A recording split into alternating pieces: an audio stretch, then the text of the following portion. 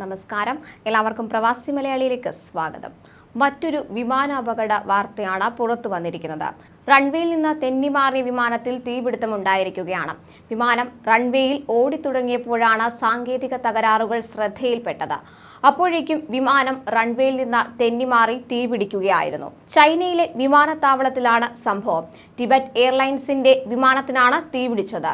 113 യാത്രക്കാരും 9 ജീവനക്കാരുമാണ് വിമാനത്തിൽ ഉണ്ടായിരുന്നത്.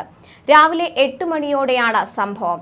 യാത്രക്കാരെയും ജീവനക്കാരെയും സുരക്ഷിതമായി പുറത്തിറക്കിയെന്ന് എയർലൈൻസ് അധികൃതർ അറിയിച്ചിട്ടുണ്ട്.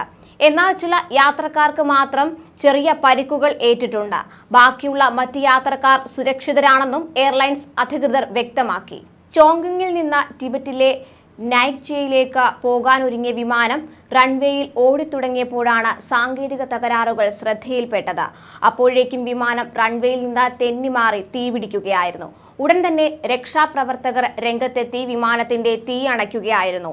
വിമാനത്തിലുണ്ടായിരുന്ന യാത്രക്കാർ ഇതോടെ പരിഭ്രാന്തരായി. വിമാനത്തിന്റെ ചിറകിൽ നിന്ന് തീനാളങ്ങൾ ഉയർന്നിരുന്നു. യാത്രക്കാർ ഭയചകിതരായി. ഓടുന്നതിന്റെയും രക്ഷാപ്രവർത്തനത്തിന്റെയും ദൃശ്യങ്ങളടക്കം പുറത്തു വന്നിട്ടുണ്ട്. നിലവിൽ സ്ഥിതിഗതികൾ നിയന്ത്രണ വിധേയമാണ്. വലിയൊരു അപകടമാണ് ഒഴിവായത്.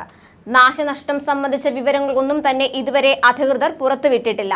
അതേസമയം മാർച്ചിൽ കുൻമിങ്ങിൽ നിന്ന് പറന്നുയർന്ന വിമാനം മലഞ്ചെരുവിൽ തകർന്നു വീണ് 132 യാത്രക്കാർ മരിച്ചിരുന്നു. കുൻമിങ്ങിൽ നിന്ന് ഗോങ്ജോയിലേക്ക് പോയ ചൈന ഈസ്റ്റേൺ എയർലൈൻസിന്റെ ബോയിംഗ് 737 വിമാനമാണ് ഗോങ്സിയിൽ അപകടത്തിൽപ്പെട്ടത്. ഉച്ചയ്ക്ക് 1 മണിയോടെ പറന്നുയർന്ന വിമാനത്തിൽ 133 പേരാണ് ഉണ്ടായിരുന്നത്. ഇതിൽ 132 പേരും മരണപ്പെട്ടിരുന്നു.